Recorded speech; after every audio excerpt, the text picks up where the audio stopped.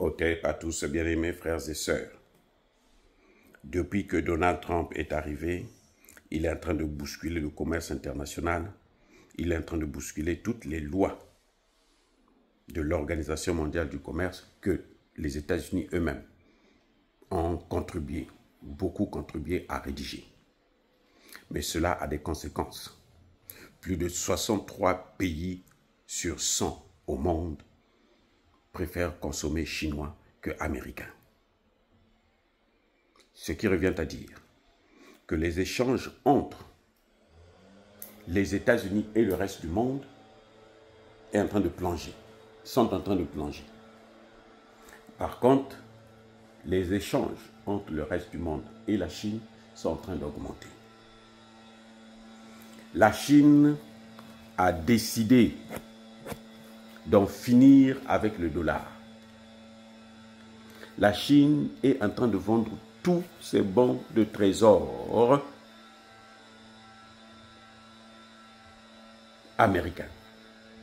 Donc, ce qui est en train de se passer, c'est un séisme géopolitique. Et il n'y aura plus de dialogue économique stratégique entre la Chine et les États-Unis. Vous avez vu que les États-Unis ont reculé. Les États-Unis se sont donnés, ils n'ont pas donné à la Chine, ils se sont donné encore 90 jours pour négocier avec la Chine. Et je suis sûr que la rencontre entre Poutine et Trump en Alaska dans quelques jours, au menu, ce sera plutôt les problèmes économiques que le tsunami que Donald Trump a déclenché dans le domaine du commerce, d'abord ici aux États-Unis. Les pays auront un choix.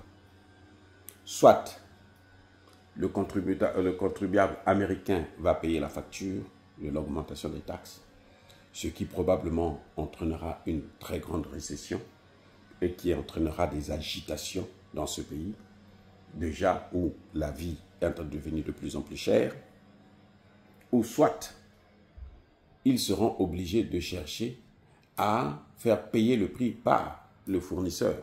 C'est-à-dire, à la base, quand ils font la commande, ce qu'ils achetaient par exemple à 100 $, si les taxes c'est 50 $, 50%, eh bien, ils vont chercher à acheter ça à 50 $ pour qu'ils ne puissent plus payer les taxes ici. Ce qui n'est pas évident. Dans l'un ou dans l'autre cas, ce n'est pas bon pour les États-Unis. Pourquoi? Parce que ce n'est pas la première fois qu'un président américain décide d'augmenter les taxes et bouleverser toutes les relations commerciales dans le monde. Ah oui. La Grande Dépression de 1929-1930 était due à quoi? Mais c'était dû à ça, c'est le même problème. Où les États-Unis ont augmenté les taxes. Et puis après, le reste du monde a commencé à collaborer en dehors des États-Unis. On a isolé les États-Unis, on a exclu les États-Unis, ça a entraîné une grande récession ici aux États-Unis. Eh oui, et c'est tout ça qui avait conduit à la seconde G mondiale. Et c'est cette seconde G mondiale qui a sauvé les États-Unis. Parce qu'eux, ils ne se sont pas battus, mais eux, ils fabriquaient des armes pour les autres. Et l'industrie militaire a permis à ce qu'il y ait la relance de l'économie avec la création d'emplois. Et c'est ce que Donald Trump est en train de vouloir faire en entretenant cette guerre en Ukraine. Parce qu'il sait que ce que l'Ukraine veut, il peut pas, ce n'est pas évident de l'obtenir. Ce que les Européens veulent, ce n'est pas évident de l'obtenir. Les Européens vous disent carrément qu'il faut continuer la guerre. Et Trump leur dit, Jesse Vance l'a dit tout récemment, que vous voulez faire la guerre, nous on n'a pas de problème. Si vous voulez faire la guerre, nous on ne veut plus faire la guerre, nous on a tourné la page, mais nous on va vous donner les armes pour faire la guerre. Et vous allez acheter ces armes, on ne va pas vous donner ça cadeau. On fabrique, on vous donne et vous allez faire votre guerre. Donc, les États-Unis comptent relancer leur industrie militaire avec cette guerre en Ukraine. C'est pour ça même que la rencontre avec Poutine ne pourra pas donner grand-chose. Il ne faut pas s'attendre à ce qu'il y ait vraiment quelque chose de... Parce que les objectifs de Poutine doivent être atteints et il l'a déjà dit. Eh oui. Donc, on est en train de voir un effet boomerang concernant les tarifs douaniers. Donald Trump avait décidé de taxer tous les pays de BRICS à 100%. Maintenant, il a été obligé de baisser pour amener ça à 10%.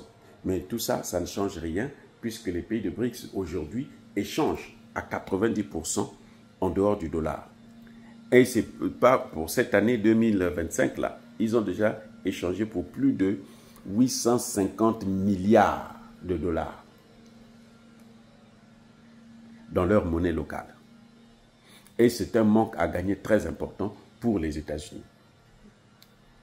Et si ça continue, eh ben, ça va provoquer une crise grave ici aux États-Unis. Soyez bénis.